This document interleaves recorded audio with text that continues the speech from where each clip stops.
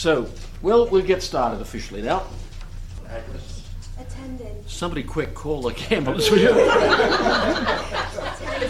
Your attendance has gone round long ago. Thank you, Elliot. Thank you, Jenna. I enjoyed the show, though. You're standing up next time, aren't you? Now, we're dealing with metaphysics, the science of being, from the viewpoint of its beingness, of its existence. It's one of the oldest sciences, and yet it's hardly known today. Great men right through the ages have paid very careful attention to this. What is existence? What is being? And what are the properties of being? We're going through what are called the transcendental properties of being. That is to say, being properties which belong to every being. We're up that stage. We saw that all beings are composed of two principles, except one being. We'll see more about that later. But every other being is composed of potency and act. A principle which enables it to change and to be multiplied, and another one which causes it to change, which loses one act to absorb another. Now we're using the term act to mean actuality. So we have potency and act are principles we'll be referring to, and they'll become more evident as we go along, if you haven't yet grasped it. One of the things about philosophy is, don't be upset if you can't understand something, because as you go further on, you'll start to see it in hindsight. And furthermore, I'm going to be doing some review through doing other parts of metaphysics. We'll be reviewing the first part. You'll see as that goes along. For instance, we come to prove the existence of God, and we're going to put forward an infallible, and I use the word very strongly and very carefully, infallible proof of the existence of God. And there are only two classical objections to it, and they're both based upon silly presumptions. But when we come to do that, you see the whole of metaphysics will come into those proofs. You'll see that. One man years ago accused me of, when I said something about this, about metaphysics, oh, that's just an invention of St. Thomas Aquinas to justify Catholic teaching. That's all that is. Well, I'm sorry, but there was a man before St. Thomas, quite a few men. One was called Aristotle. He'd never heard of St. Thomas. He was about the 4th century BC. Christian teaching either. No, didn't know anything about Christian teaching. You're right. Anyway, Aristotle was the first to set out a systematic science of metaphysics. In fact, it wasn't quite as systematic as it ought to be, and St. Thomas cleared that up, of course. When I say St. Thomas, I mean St. Thomas Aquinas, the Prince of Philosophers. Well, last week we saw that before that, we delved into these transcendental properties of being. And to explain further what a transcendental property is, I'll tell you about the guru that went to the dentist. And the dentist was preparing a needle to give me an injection. He backed off. He said, no thanks, I'd rather have a transcendental medication. So we saw that there are different properties of being, transcendental properties. Every being is something. Every being is one. Every being is true, and every being is good. And because they're true and they're good, every being is beautiful. I mentioned the story about the young lady in Ottawa when I was teaching there who ran out of the classroom and I said every being is good. Even Stalin, Lenin, Mao Zedong, the great killers, the great jailers. And the girl got up and ran out of the class. What's good about Stalin? I found out later, as I told you, that her grandfather had hung himself because Stalin had killed off half her family, all the grandfather's descendants. And then later, when he got all his family transferred from Russia to Canada and got them all settled, he hung himself. He says, what's What's good? What's beautiful about a man like that? Well, it's there, but it's worse in him because he'd so deranged the goodness, so deranged the beauty. And there's a famous principle, which is not in the sheets I gave you, by the way, that corruption of the best is the worst. Corruption of the best is the worst. Stalin was in a seminary when he was a young man. I think he was booted out, of course, as far as I'm aware. Or did he leave? I'm not sure. But he certainly wasn't in the seminary, nor were his actions a reflection of his life in the seminary. I suppose it was the Russian Orthodox Church, possibly, I don't know.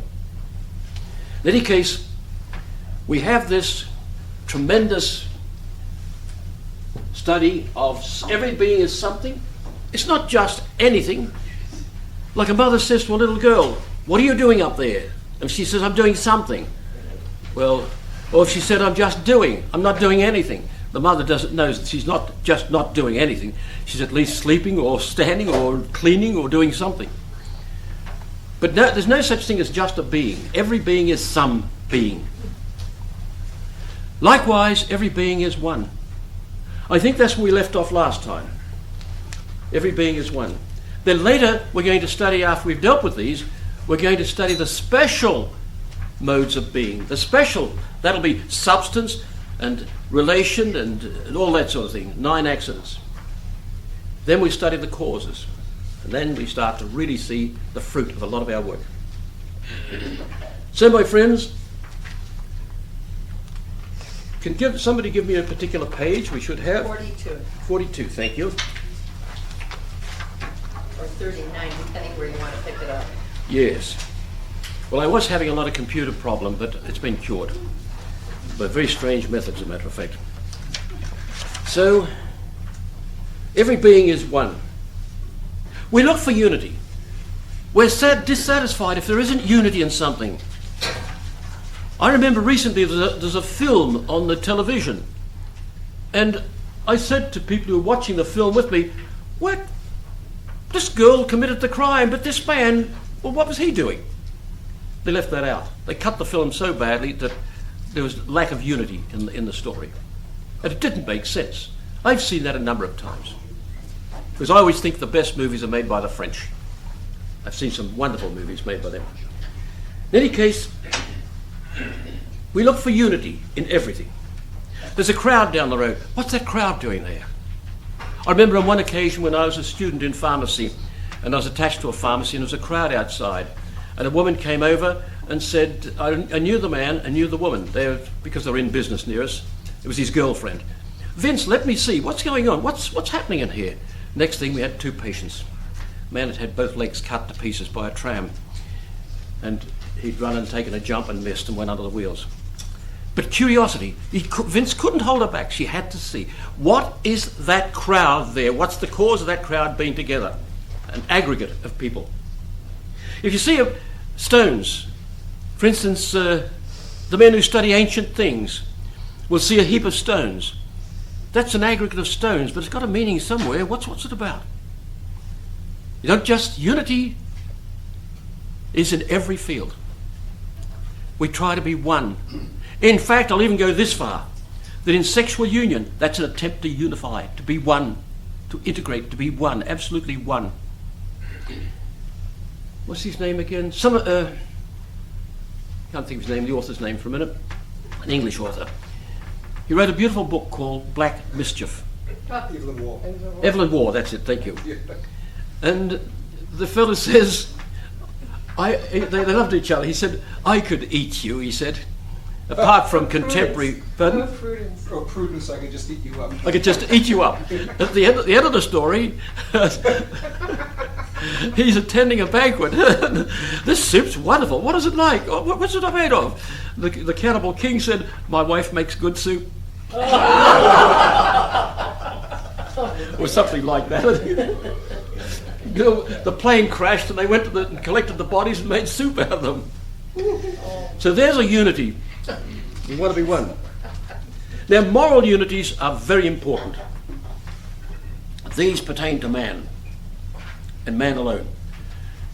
Morality is a property of the free human act. That's what morality is. It's a property, what we call a metaphysical property. Now, when we say metaphysical, we mean it's the same as the other. The property is the same as what it's a property of. The same, but looked at from a different angle. So, morality, human act, has morality. In other words, it depends upon the freedom of the human act. And moral unities, we determine them by their ends, what they're aimed at. What's the end of this class? The learning of metaphysics. What's the end of the family? Reproduction of the species. What's the end of civil society? The common goods. We're all together the common good, the good we've all got in common, the goods we all desire. Civic friendship, peace, order, freedom, justice. And they're only the beginning. Love of the traditions in the country. And I'm forever being told by students that West is the only free country in the world.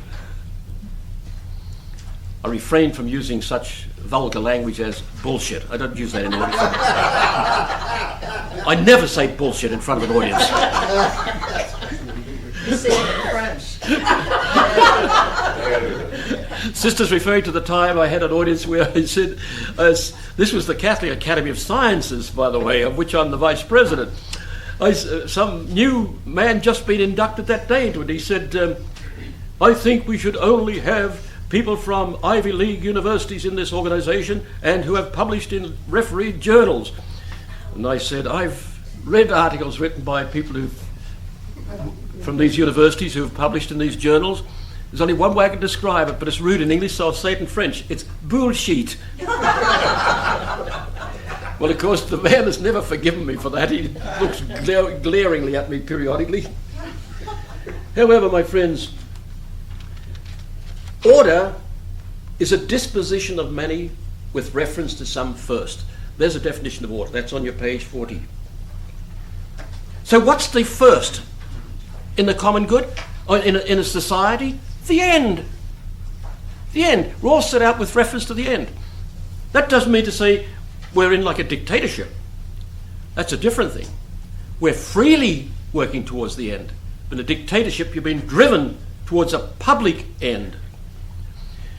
The difference is this, by the way. There's a common good and a private good. Or let's put it this way. There's a private good. That's the goods that you have. Your clothing, your home, your job. Private goods. Then there's public goods. And the public goods, the good of the nation only. That's the good, the general good. Sometimes philosophers, including St. Thomas Aquinas, will use the term public good to mean private good, common good. But a common good sort of participates in both of them. A common good is the good of the totality, like the public good, and the good of the parts, like the private good. Perfectly divisible because it has to be. For instance, peace, freedom. And the more each one gives to society, the more we each get out of it. Perfectly divisible, and by anybody taking it, they derive nobody of anything. They don't take anything from anybody else by sharing the peace, the order, the freedom, and the justice. So we've got to be careful talking about public goods and private goods. There's no common good in Soviet Russia. It shouldn't be called communism. There's no common good. It was public good only, the good of the state, not the good of the individuals. Therefore should be called publicism, the proper name. So, they're the good. Now the public goods are goods used by the society to obtain the common good. For instance, law courts to protect our freedom and our rights. They're public goods. Maybe botanical gardens, zoos, public buildings, tanks, battleships, they're all public goods. Now they're not perfectly divisible. They are concrete. Public goods are concrete, the public good is immaterial, and the common good even more immaterial. It's not easy to find a lot of that. I published an article on it, the common good, its nature and properties, I think I called it, and I found it hard to get lots of stuff out of the various books, Maritain included. Anyway, finally we did do it. So, but a moral unity is the unity of people working for the common good. That's a moral unity, when we're freely working towards that. We look for unity in knowledge. We look for unity in history. If you find something odd in history, somebody will write a doctoral thesis to say, why did he write this? What was that for? Etc., etc.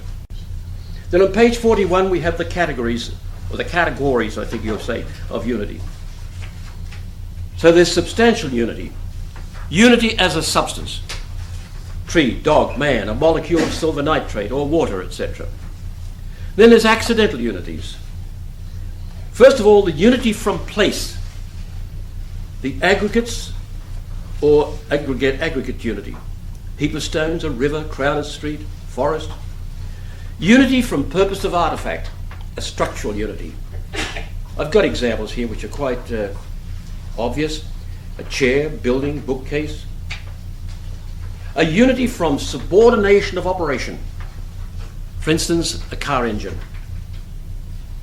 Or you might say the electrical structure of this city or this hospital. A dynamic unity. Part subordinated to another part. Then a unity from end, which we call the moral unity. And there are two kinds. There are arbitrary, which are from will. Arbitrium in Latin means will. Oops, what am I doing? Arbitrary, I meant to write. From will. And we can divide this room up into various societies, arbitrary societies. We can have Monday night, this side has a debating society. This group, Monday night's a musical society. This group, a literature society on Monday night. Then Tuesday night, these people across the front might have another organisation. The next row of people, another organisation. Small university like Niagara, I think we had about 100 organisations. I saw somewhere once in the student paper. Just a small organisation. But if you look in I've got a telephone book for 800 numbers somewhere, it's very old now. But you wouldn't believe some of the unities there are in the United States. You know, if you're examining the ticks on a petal's throat or something, all sorts of weird things. But then there are natural ones. That's the arbitrary ones. The natural ones are two. The domestic society and the civic society. Now these don't come from free will. These are natural, established by nature. Some years ago, don't hear much of it now, people like social workers, political scientists, oh, the family's a man-made thing. They talk rubbish. This is part of the problem today. Philosophy has been separated from the empirical scientists, the empirical subjects, I should say, the experimental subjects, and consequently, men start inventing new theories, like a certain biologist that I know well, not in this country. He said to me once, he and his wife have formed a theory. They let their baby lie on the bed and lie it alone, and if it fell off, it'd learn not to fall off. That was the theory. I wonder why the kid was a bit funny. But, you see, no idea. You get weird statements. I hear them, especially on WNED, where you have you hear all these biologists and exploring in the Amazon or exploring in the African jungles or something, and they say this is a human-like or this is a human trait. You can see how we came from these. You might have come from them, brother. I didn't come from a chimpanzee, I don't think. I hope not. But that's the kind of thing you get from people when the philosophical science is divorced from the empirical science. For every empirical science, there is a corresponding part of philosophy. Never forget that. There's in philosophical psychology, when we're dealing with vegetative life, there's the equivalent of botany. When we're dealing with sensitive life, that's the equivalent of zoology, the animal life. And when you get to the rational life, that's the equivalent of what's commonly known as psychology. And, of course, the word psychology comes from psyche in Greek, meaning soul. But try and get a psychologist to recognize that. So, my friends, These are natural unities, the domestic society and the civil society. I think I showed you last time that both of them are made up of parts. The domestic society, for instance, we have two levels. There's the first level is, we might call it a conjugal society. When they're yoked together. Oh, we went through this last week, didn't we? Then there's the familial society. What's the end? Every society has a common good. The conjugal society, its common goods are mutual love, mutual aid, and a natural remedy for sexual desire. They're the traditional recognized ends of the conjugal society. But, say, mutual love, etc. We'll put that just there. But the familial society, new, live, man. Pardon me. Conjugal society is a preparation for the familial society. Mutual love, that's a preparation for new life man. A family needs love for the children and the spouses. What if we don't want children, says a student to me. Of course, my usual answer is this. Tweety Bird here, I offer her $1,000 to paint my house. She's not going to paint the house. I'm not going to pay her the $1,000. What sort of a contract is that? You enter into a contract that nature has established for the purpose of reproducing the species. If neither's going to fulfill that contract, it's a null and void contract. It makes it a null marriage. It's not a marriage at all, in the true sense of the word. It's a pretended marriage. So there's two levels, but each is a kind of a society, and each has its proper ends. Well, you find diagrams in your page, your notes on page 42, for instance. The domestic society, I've arranged it in another manner. Because, you see, the mutual love, etc., was always called secondary end, and this is the primary end. But they misunderstand the meaning of the word primary. It's used in a European sense, meaning the first, the ultimate, first in the order of intention, of the natural order too. And this was called a secondary end. So they said, oh, you're relegating love, mutual aid, etc., to just, you're demeaning it by saying it's not of any very important. So I've arranged the chart, as you see it on page 42, as a flow chart going like this. The two go towards mutual love, etc., for the purpose of new live man. I've done the domestic society and the other one, the civil society, in the same manner. So have a look at that and you'll see where it all fits in. On page 43, for instance, the civil society.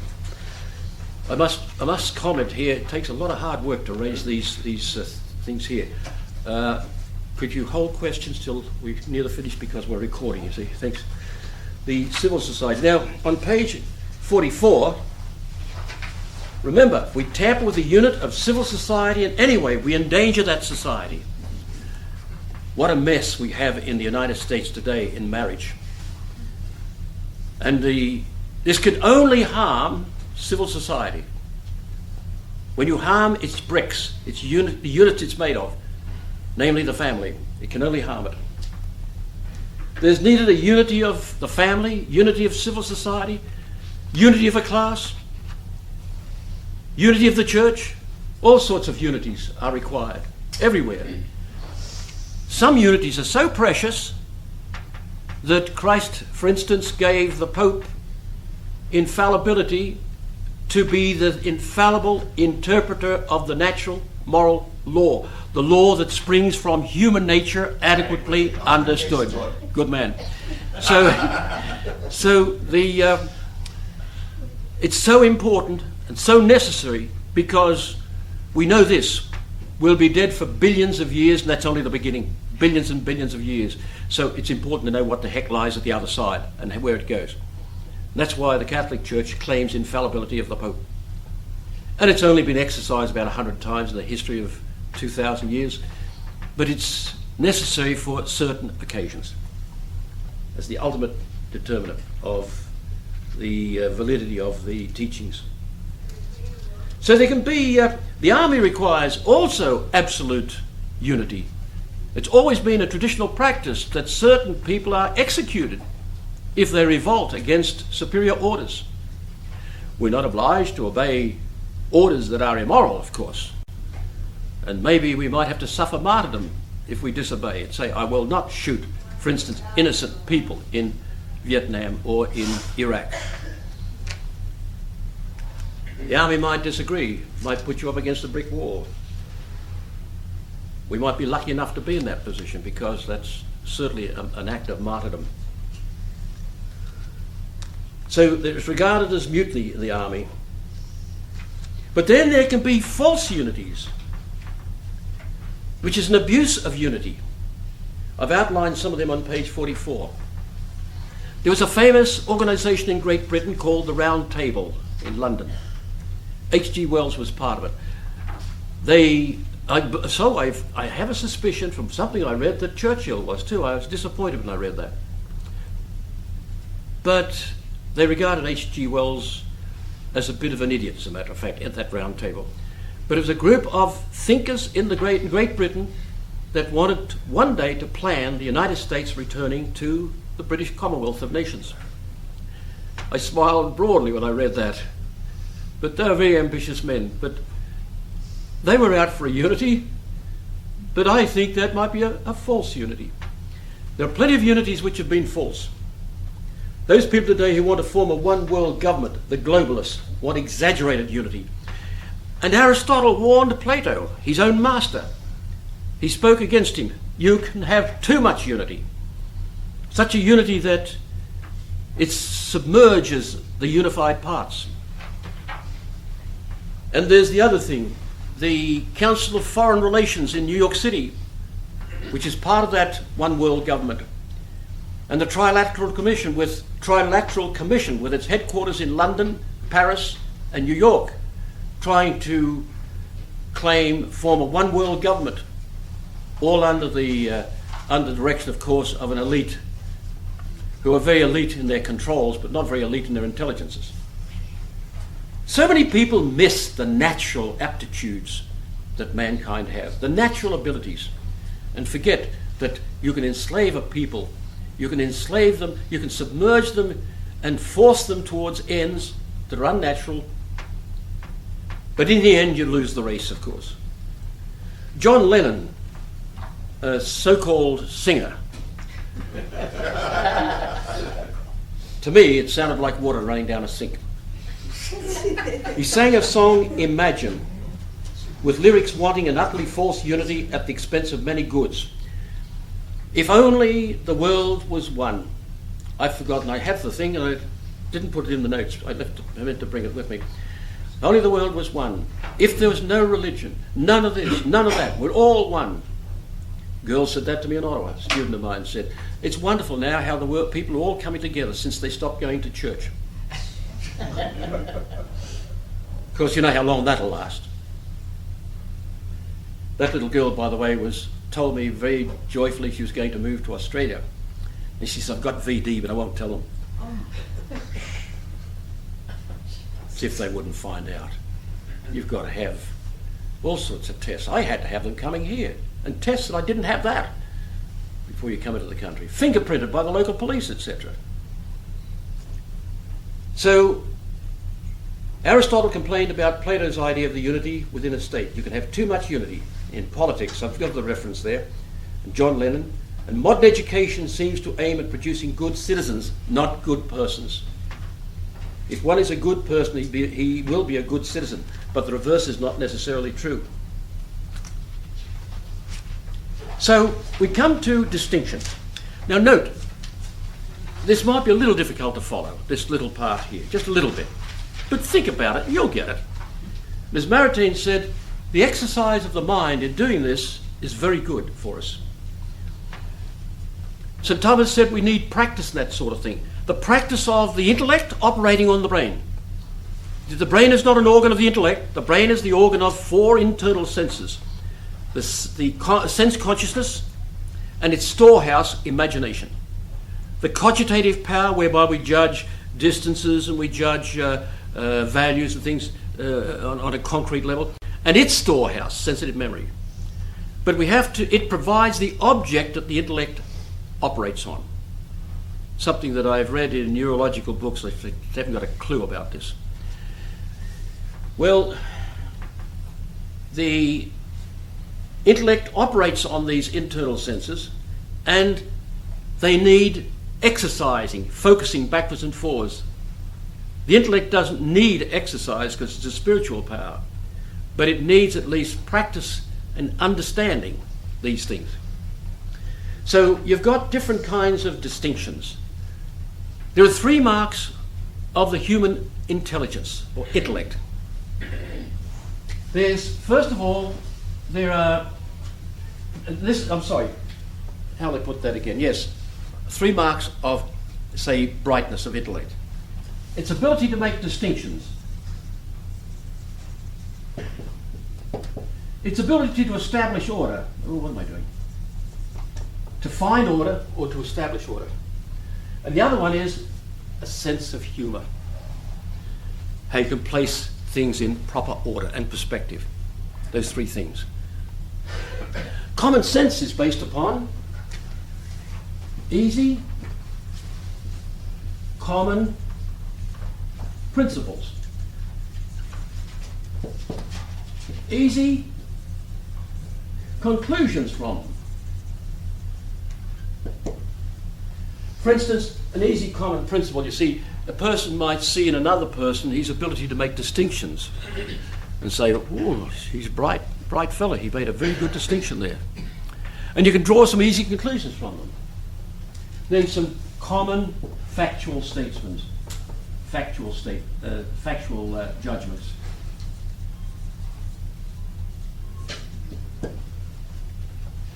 Common factual judgment. Now, distinction or opposition to unity. We can distinguish things according to name only, and there's a bad error there, especially coming from me, it's unforgivable. Man and I've printed home. I think there are some seats there. So, man and home, I've written. It should be O-H-O-M-M-E. So there's the first distinction. A nominal name. Nomen, N-O-M-E-N in Latin means the name. And this nominal distinction is between, say, an example of between man and the word It's the same word, referring to the same things, just a distinction of word. According to name and concept, for instance, man and animal. The idea of a man, the idea of an animal is different. Those 2 are vastly different. Man is an animal, but he's not only an animal. A chimpanzee is an animal, man's an animal, but man's a rational animal. So that's according to the concept, ideas, if you like, and name, they're different. According to name, concept, and thing, man and horse. Those 2 words are different, the idea is different, and the thing themselves are different. So the one that gives, let's go down to real distinction. There's real between 2 realities, man and horse. There's real modal between 2 realities, but one is really a kind of the other. For instance, a line and a circle, or a curved line and its curve, something like that. Now, the conceptual distinction, the one in the middle. There are 2 kinds, minor and major. And I've underlined the key words, the key sentence. You cannot have one without the other. If it's minor, according to ideas, but only minor ideas, explicit versus the implicit. The distinction between man and rational animal. It's the same thing. You can't have one without the other. You can't have man without rational animal.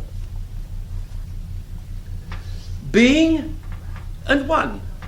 That's a minor conceptual. By conceptual, it just means the ideas are different, that's all. Man and a talking animal. Man's a talking animal.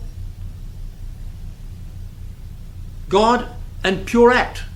They're distinct, according to the concept, but it's only minor because it's the same thing. Now, major conceptual.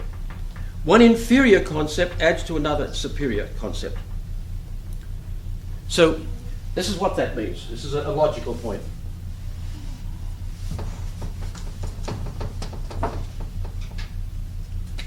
We have animals, and we have rational and non-rational. This is called a superior concept. This is called an inferior one. Now, rational animal, that's man. Non-rational, for example, canary. We call this, so there's the distinction there. This is a major distinction of ideas, major conceptual distinction. The distinction between rational animal and animal. That distinction. Well, that's all very nice, it's logic, but it might confuse some of us at the beginning. But just think about it. The big point about that is you cannot have one for the minor distinction, you cannot have one without the other. So the next thing we come to is every being is something. Beings are not just beings, they're some being. We actually started with that, didn't we? In a way. It's not just a being. So I think we can go over that fairly quickly. And we come now to the true on page 46. The true. I was asked by a dean in a certain university I was teaching in, and I was asked, do you think you have the truth? You know what the truth is? It was her truth. There is no truth. You don't have the truth. That's the truth, according to her. It's a beautiful, implicit contradiction. She was contradicting herself and didn't know it. She was the only person with the truth. There is no truth. That's the only truth, according to her. So, our first notion of the truth comes from people talking and telling the truth. Is there a kangaroo out in the corridor? Somebody says, yes, there is. Is that true? Are you sure you're not making a mistake? So it's that we speak about. So let me outline a diagram on the board which will simplify a lot of this. Those people who came in late must forgive my shoes. Just what they wanted to hear. I'm having medical treatment and my shoes were manufactured this afternoon around my feet. So so first of all, we've got, supposing we have the mind, we'll call it, and we have a tree out there, and we have speech. Now the tree is, let's say it's green. And ask somebody, is that tree green? They know it's green, and they say it's green. It goes to the mind first, and then to the speech. Now they're telling the truth. Supposing this person knows the tree is green and says it's red, thinks it's red, and says it's red. Now they're telling a lie. Supposing they don't know it's green, they think it's green and says it's green. Thinks it's red, but says it's red. They're not telling a lie, they're just plain wrong. They're saying an error. I hear again and again on television, when somebody is wrong, oh, I lied. I've heard that so many times lately. I must change the channel. So that's the point. There's a difference between being wrong and telling a lie. When you tell a lie, you're doing something deliberately. You're making a deliberate error. Now, there are different ways a thing can be true. So we're going to start at the top. And here I'm assuming something we will prove, as I said earlier, with infallible scientific reasoning, the existence of God. We'll prove that later. So we assume here the existence of God. Now God has an idea of himself, and he utters that idea. That idea is the second person of the Trinity. He knows it, and only he can know it. Only he can say what that idea is. Only one intellect big enough to be able to do that. So we call that the Son. It isn't produced by a generation, but it has an origination. That's a very fine distinction there. We won't go into that at the moment. We'll save that for when we go on to prove the existence of God. Now that's the idea for his manufacture, say a tree. I told you, didn't I think, about the gentleman who was getting on in years, and he was always teasing me about studies in philosophy. And I caught him one day and I said something about the kind of trees, something he brought up. I said there's the jacaranda tree, which exists in Australia, rather like the poinciana tree here. And there's the different kind of trees, and there's the lava tree. And he said, I've never heard of the lava tree. You don't have a lava tree in your place? So the sun is the measure of trees. Just as when you make something, if you made a box, a stool or something, what's in your mind is the measure of what that's going to be. We call that exemplary formality. Namely, this here is the measure of what's out there. So the tree, then, this is measure of that. Then the tree measures my mind. So we say that things lie between two intellects. God's measuring, ours measured. My mind is measured by trees. That is to say, whatever I say about a tree is a reflection of what's out there. Well, I'm telling the truth, of course. So everything lies between two intellects. God's measuring and ours measured. So we call that ontological truth. The truth of the being. When you see the word ontological, don't be turned off. It comes from Greek, but it means the same as being. But that then measures human intellect. We call that logical truth. You've got that all set out for you on page 46. So the truth of knowledge, or logical truth, is measured by the external reality. Then we have a number of other truths. Our mind is the measure of our speech, or ought to be. Our mind is the measure of our behavior, or ought to be. As I said, you've got that all laid out for you. That's moral truth, of course.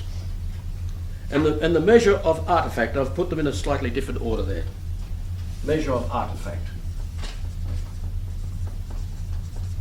In other words, if I make a stool, it conforms to what's in my mind. If it doesn't, I'll say, oh, darn it, that's not the way I intended the thing to turn out. They're all the different meanings of truth. This is ontological.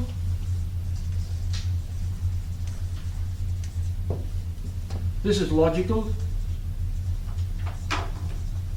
That's to say, I should have put it here, ready? There.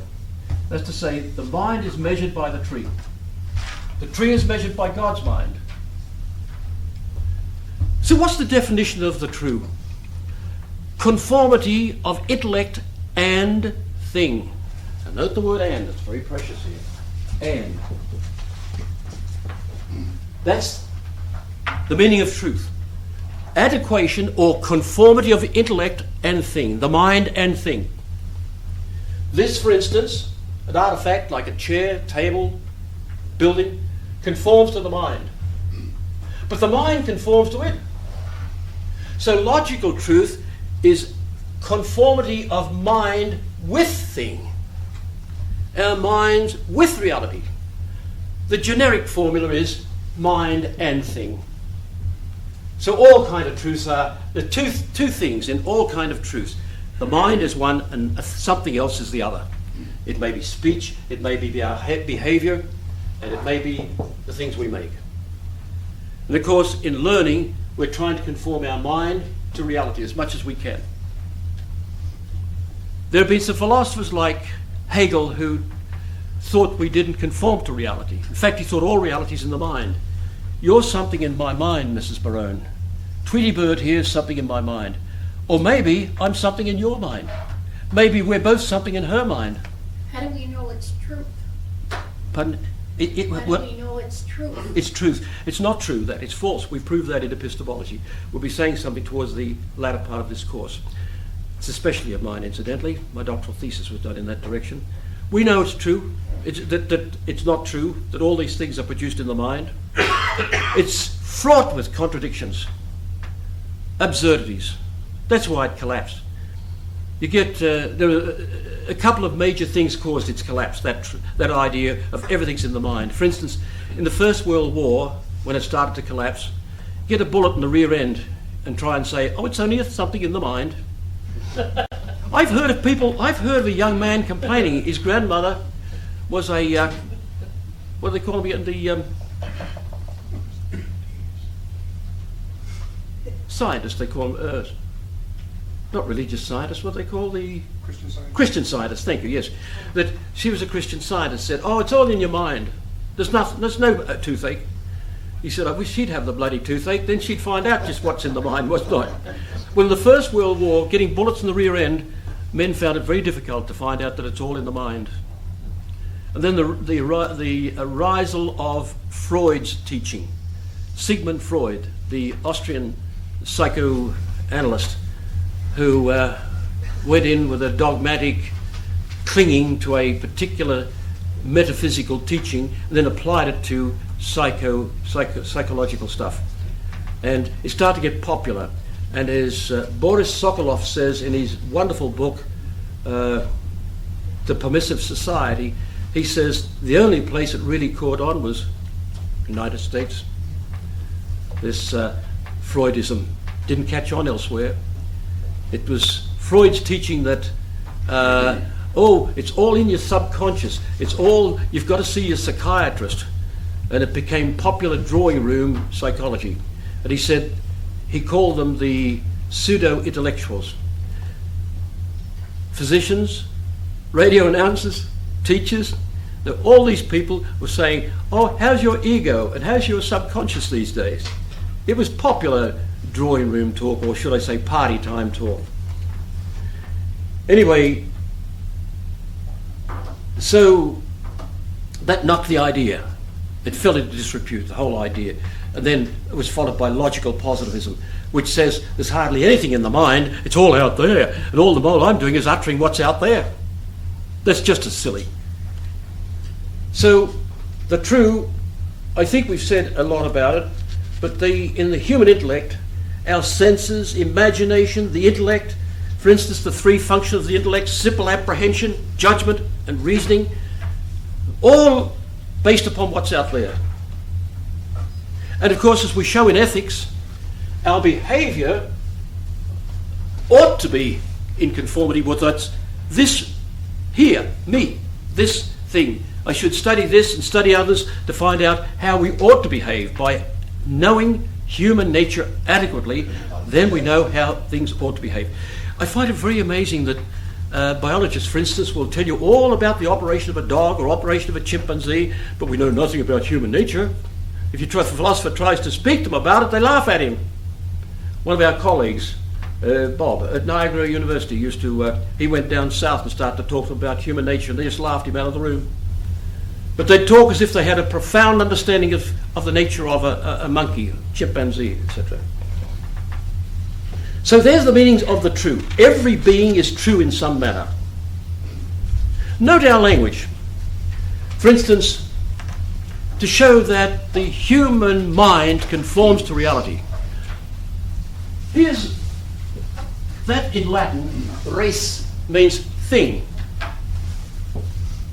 Reor means to think. This is what the word is built up of. Remember, lots of the words we have been built up.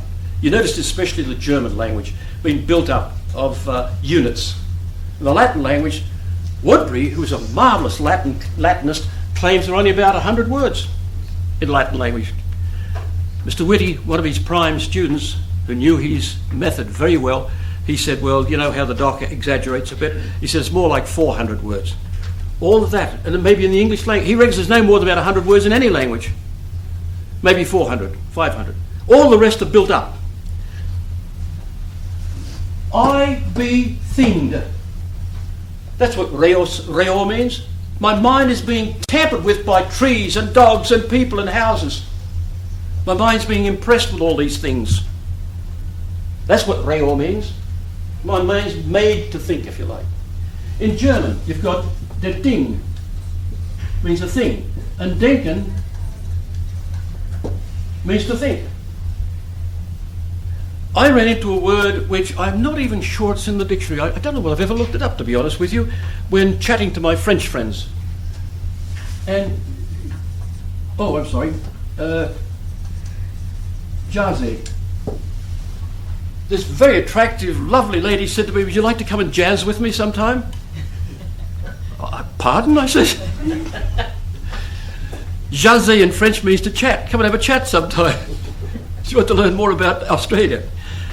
But I suspect, I've never seen a justification for this, I expect it comes from the word chose in French. It comes from the word chose, which means thing. Jaser means to think, I think. Come and chat. Talk about reality. I suspect. I've never had it proven. I haven't had time to research that.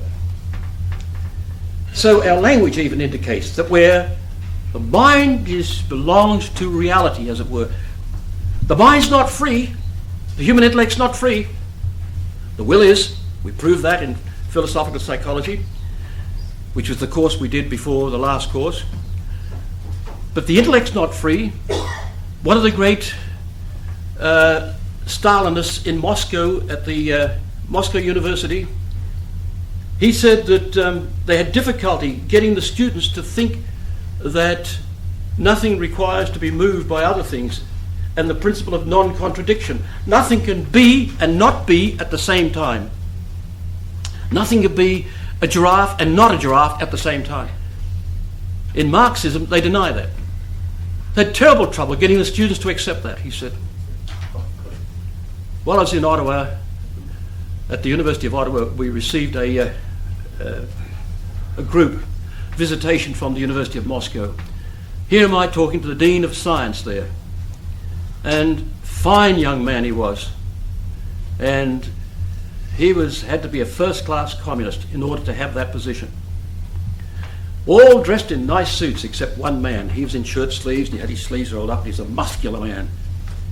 He was the KMG officer. And when I was going along from my apartment along the road, I saw him one day. He gave me a big wave. He says, I was a wonderful friend. I thought, if you only knew how I hate what you stand for. And every time he saw me after that, he gave me a big wave. So, my friends, those things which are all out there, everything has some truth, relationship to truth in some way or another. They're either the source of truth, that's ontology, and that's a logical truth, the source of truth, or we are the source of other truths, the truth of artifacts, etc. Our minds must be in keeping with reality. We cannot think that 2 and 2 equal 5. I played a joke, I played it a couple of times on a niece of mine who had great trouble coming into the world and great trouble going out with cancer. She's not allowed to play with knives. So, Uncle, would you cut my apple, please? Yes, I'll cut your apple. So I cut it in halves and gave her half. She said, where's the rest of my apple? I said, half an apple's the same as a whole apple. Are you kidding? 3 years of age. Are you kidding? You can't tamper with the intellect too much. It has to be above their grasp is the only way you can do that. Tamper with it. But the will is free. The will can make the intellect even accept things which are not true. Sometimes. And though everything which is true, and everything is true in some way or another, as we said, ontological truth, they may be false in another manner. Chrysarenum is a substance which we say is false gold. You find false gold, and you say, but it's truly chrysarenum, or iron pyrites. You'll say it's truly iron pyrites, but it's false gold. They call it fool's gold. But if you've seen it, you'd say, I think that's gold. I've seen these things and it looks like gold to me. However, but always remember, good and evil are in things. True and false are in the intellect. So, when we say that we have the truth, that we know the nature of something, we're not claiming that we know the thing exhaustively. We don't know. We know a lot about, for instance, I know a bit about penguins, but not exhaustively. I don't know the whole penguin. All I know is my brother and I had found a fairy penguin, little fellow about this big, on the coast when my dad was fishing on one occasion, and we went to a rock pool, and I pushed it across, they go like a torpedo straight through the water, and he picked it up and turned it back, and suddenly it got fed up and went click like that on my left hand. I looked at the thing and I said, all right, you made your point, on your way. It seemed to be sick or something, we don't know, but he got a good grip on me. So, everything is truly the kind of being it is because it is in conformity with the divine intellect. Even those things which are false. False teeth are truly some kind of material, porcelain, etc. Oh, time for a break. We'll take it up from there in a few minutes.